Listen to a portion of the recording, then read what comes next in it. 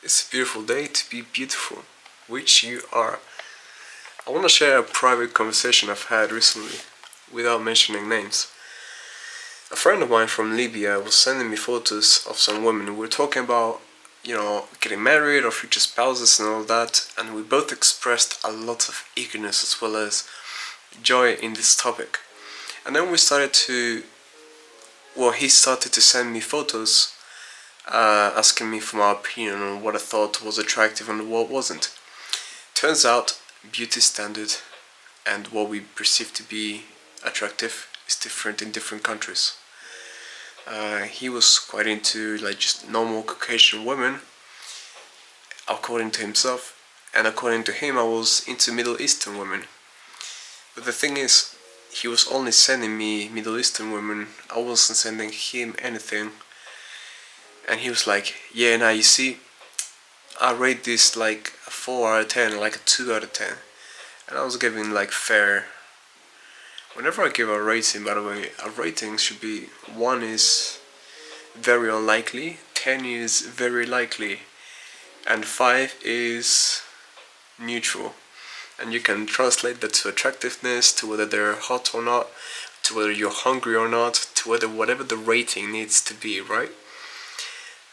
And so he said to me, "See, I feel like beauty standards is different because a lot of my German, Spanish, and English friends like you guys have given me high ratings for this, but I give it like a low rating."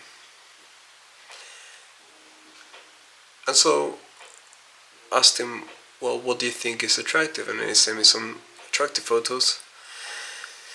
I noticed, not consciously, but in my ratings, I was always saying something like, "Oh, she looks like she's got kind eyes, and she has a soft smile, so it feels like she would give peace and love to the house." And I was giving my ratings based on things like this. Now, if you're a man, bear in mind, this was a conversation between two guys. You will know I have no reason to say this to another man if it wasn't because I meant it. And I realized that I was getting somewhat healthier, and it wasn't like, "Oh wow, she's bad as fuck, this and that." But it was just more like, I like the way that she makes me feel when I look at her. I'll give her a 7. But then I felt so wrong in all of these ratings. I kept thinking to myself, why am I rating somebody when I don't feel myself ready to meet this wife of mine?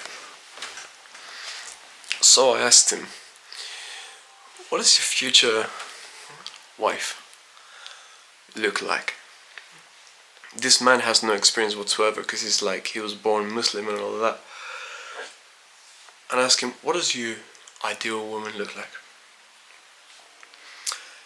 And he said, "Well, I don't have experience, blah, blah, blah." And I said, "I'm sure you've imagined it. What does she look like?" He started to tell me, he started off very strong. He said, "Submissive, treats me as a king. That's it." And obviously, him and I are not strangers. We speak a lot. So I know about his personality a little bit. But he said this and I was really taken aback. Because he gave himself a low rating and all of these things. So I told him again, this wife of yours, this woman that you think is so perfect, that you want these things from, complete submission and king treatment, what do you think she looks like? She looks for in a man? And he hit me with the, "Well, I don't know, I don't have experience." I said, "Yeah, you've imagined her a lot, I'm sure, because I have as well, my future wife. So you know a little bit about her. You know what she likes, you know what she does, and you know what kind of man would catch her attention. So what type of man is this?"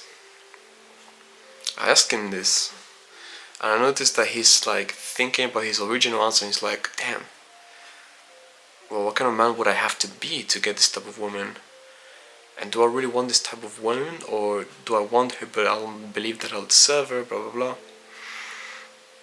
the point of all this is that he gave me a very vague answer in the end. He was like, oh, well, a woman that she wants a man that would, be loyal to her, that will provide her security and all of this, and blah blah blah. But that would be the bare minimum that she would want. I thought that was not part of my question. I asked her what she wants. Or was it that your bare minimum is somebody with total submission that treats you as a king? He replied to my message, but I haven't seen it. I wanted to journal some thoughts, and I wanted to film this. Because this is my new way of journaling. Hope you like it. And so I deepened these thoughts. I started thinking about how uncomfortable I felt making these ratings. And not in the sense of like, oh my god, women have periods, how can that be? That's so sad. By the way, I'm 6'8". Not in that sense, but oh, I saved a grandmother and a cat from a fire. Not like that. But in the sense of, I have such a long way to go. These ratings make me uncomfortable because two things happen when we make a rating of somebody else. We feel ourselves like we are somebody when we're not. And we give our opinion. We have the feeling of importance fulfilled. And the feeling of, I gave this rating, I am the one in command, I am the one directing the frame, directing how things go. I am the king here, the one that chooses and the one that picks, the one that dictates. Yet we have no control over our own life, let alone what we could choose from the world. And so as I was journaling and writing some thoughts, a sentence came. It was, I think it's from the Bible or some other philosophical thing. Judge not, lest ye be judged. Right? I think that was the way that the Old English was said. And I thought about my friend. I thought about how he must have felt when I asked this sequence of questions. And I thought, yeah, man. Why are you making these stupid ass ratings? Why are you thinking in such a incel and repugnant way? Like we are better than this. And you're better than this, and I'm better than this. So I started partaking in that, and when I finish recording my thoughts now, I will hit him up and try to rectify how he feels, how he's been saying these things, how he's been acting. But one thing that's important is that you must never teach a man anything, but make him remember the things that he has forgotten. This is from How to Win Friends and Influence People. It's essentially a little lesson on how the ego of man and the pride is very powerful. And so, in order to not ruin a friendship or relationship you have with somebody, when you lend a helping hand, when you lend helping words, do not take them as your own royalty, but rather offer them with total freedom, with total disregard of how the other person may take them away from you. For that is kind of the way of a more charismatic friendship and a more wholesome way of being with somebody, where you don't feel like one has an edge over the other, or is smarter or is richer or is more whatever. Anyway, he's a good person deep down, but I think he needs to chill with all the black pill shit or whatever. Anyway, don't rate women. You have better things to do. I've got better things to do. Why are we waiting if we're not even to the caliber of the standard of the future wife that we are looking for, awaiting? If we're not even there yet, why would we judge? Why would we rate?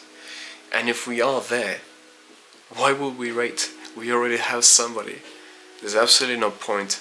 It's a conversation of... Sorry, I'm fucking parched. It's a conversation of vanity and you should not partake in it, for it will make your own way of being worse. Remember, it is sunny when you smile.